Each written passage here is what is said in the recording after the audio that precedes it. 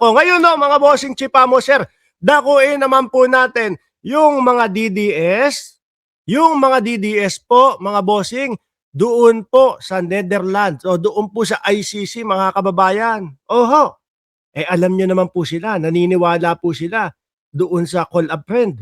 No? Naniniwala po sila sa audience impact na kapag ka inaraw-araw nilang bisitahin si dating Pangulong Duterte, doon ho mga bossing sa ICC ay palalayain. Ilang beses na din po silang nagoyo ng kanilang mga vlogger ha. Ang daming nagsasabi yung mga yung sinasabi ng mga vlogger nila, uuwi na si Tatay Digong, uuwi na si Tatay Digong. Pero ano po nangyari? Hanggang ngayon po nandoon sa loob. Meron pa po silang mga paek-ek, sila Bato de la Rosa na nagtatago ngayon. 'Di ba? Meron pa po silang paek-ek mga kababayan na berewek na si dating Pangulong Duterte. Hindi na kaya doon sa mga trial. Pero ho mga bossing, wala, tablado sa ICC. Ngayon ho, mga bossing, nagulat ako, kala ko may patay na eh. Akala ko may binurol na ho. Sabi ko nagkalat yung bulaklak doon at meron pangalan, Duterte ang nakasulat. Ano nangyari doon? Ma'am Eva Punsalan. Hanggang sa dulo, walang bibitiw. Mabuhay kayo, mga kababayan. Ayan nilagyan pa nila ng Duterte. Uumpisahan pa po natin ito, mga bossing. Para makumpleto yan, para sa akin ho, para makumpleto ho sa akin, para makumpleto ho ito mga kababayan. Yan, mayroon na silang bulaklak. Di ba? Lagyan nila ng tarpaulin. Lagi ko namang ipinapayo sa kanila ito eh. Lagyan ho nila ng tarpaulin. Huwag yung makulay na tarpaulin. Huwag yung, kala mo may ulap sa likod o merong kulay asul na ulap sa likod. Huwag ho yun. No, hindi pa ho patay ang dating Pangulong Duterte. Ang kulay dapat nung tarpaulin ay black and gray. Black and gray lang ho mga kababayan. Kasi malungkot eh. Ang dating Pangulo nandoon pa din ho sa loob eh. Di ba? O yan. Tapos, para mas lalong mas mabisa, mga bossing, yung kanilang panalangin doon kay dating Pangulong Duterte na nagmumura doon sa... Ang gulo ano? Ang gulo ano? Mananalangin sila para makauwi, makalabas. Palayain si dating Pangulong Duterte. Tapos yung papanalangin na nila, yun yung minumura ng dating Pangulo. Nahihilo ako. Bernard, dapat may sisiw din. Grabe ka naman. Hindi, nakakahilo naman ho talaga. Bakit? Sabi ko nga sa inyo, magdadasal sila. Yung pagdadasalan nila, palayain, tulungan si dating Pangulong Duterte. Yun yung minumura dati ng dating Pangulong Duterte. Paano yun? Diba? Anyway, para mas para mas ano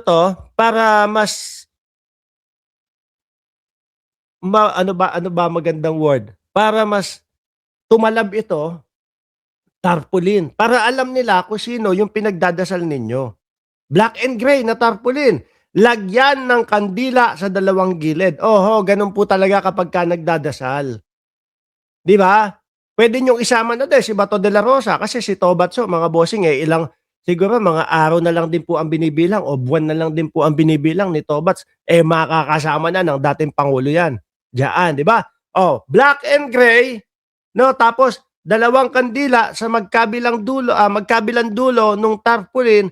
Tapos, ano pa ba? Siyempre, hindi naman pwede na hindi kayo magkakainan dyan, magugutom kayo, di ba? Yung baon ninyo, siyempre dapat may alay na din kayo. Sasamahan nyo, kunyari, mahilig naman mga Pilipino sa pansit. Ilagay nyo doon sa paper plate, no? Tapos, alam ko naman, mga kababayan, kapag ganyang mga salo-salo, hindi po makakalimutan yung mga puto-puto, yung mga kutsi-kuntsinta, lalo na po ang mga OFW. No?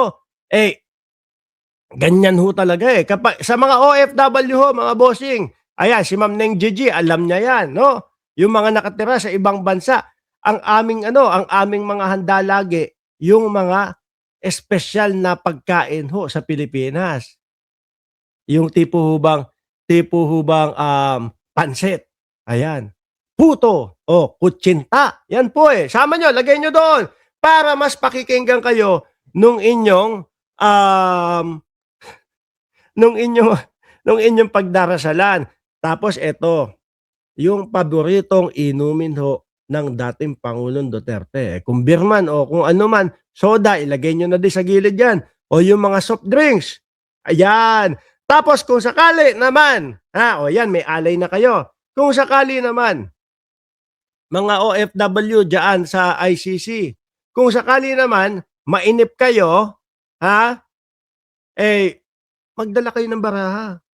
At least habang nandiyan kayo, mano ba naman yung magano kayo, magpalipas oras lang, 'di ba? Para hindi kayo mainip. Sabi ni Jocelyn parang doon pa rin ang punta, Sir Mark, no? Patay pa rin dahil may alay. Uy, hindi. Yung pag-aalay, para ano yun? Para yun, mas kabisa-bisa o mas mabisa ho yung inyong dalangin at panalangin na mapauwi na ang dating Pangulong Duterte. Ngayon, syempre, mag-spend ho sila ng maraming oras dyan. Ano gagawin? Magdala ng pampalipas oras. Kagaya po ng Kagaya po ng baraha. Kung medyo merong mga matatatanda dyan, ang dalin yung baraha. Alam niyo yung yung barahang kwaho, yung lola ko meron nun. Dati ho. Tapos habang naglalaro ho nung baraha na kwaho tawag dun meron pang yosi. Yung yosi niya, yung apoy na doon sa dila. No? Baliktad. Oh, hindi. Yung baraha para lang, pampalipas oras lang. Di ba? Pangsakla yun. Pangsakla. Yung ganong baraha. Hindi ko alam. Hindi naman ako nagsasakla Malay ko ba doon? Basta sabi ko, kung matatanda, alam niyo naman po yung mga nandiyan, di ba? Ayan ho. Medyo mga mukhang may edad na din ho. Hindi ko alam. Basta para sa akin, pampalipas oras lang po yung mga baraha. Ngayon ho, mga bossing, ano ang kinahantungan ho, no, mga kababayan, nitong mga nag-alay? Sabi ni Odi Lenon, magpamadyong din sila, Boss Mark. Sabi ni Francisco, Umba Junior, kwaho, may sotang bastos. Ngayon ho, mga kababayan, meron pa kayong sotang bastos Nakita ko to, no? Ang hirap mag-vlog ng inuubo. Yan, nakita ko. Ngayon sabi ko, sila ba talaga to? Totoo ba talaga nangyari ito? Mukhang na mga naaresto, ayan, nakaposas no? Nangangati lalamunan ko. Nakaposas, mga kababayan. Sabi ko, sila ba ito? Hanapin ko nga isa-isa. Yung naka-pink dito, eto, tapos pula yung bonnet, nandito. Nakaposas din ba yan? Mukha, hindi naman magkahawak yung kamay na ganun Di ba? Mukha. Sabi ni Ma'am Chris Rose, Mark, you really sound congested. Oho, no? Tapos, ayan, yung naka-pink, si Binoy ito. Naka-pink. Tapos, ito namang naka-gray, nandito, ito, nandoon sa likod. Sila nga talaga, mukhang naaresto. Sabi dito sa nag-post, ewan ko kung sino nag-post nito, the Dutch do not tolerate littering. Pinosas, nagkakalat daw ho kasi, mga kababayan. Ayan, ang kinahinatnan nung Duterte, ang ending hindi pa rin ho nakalabas.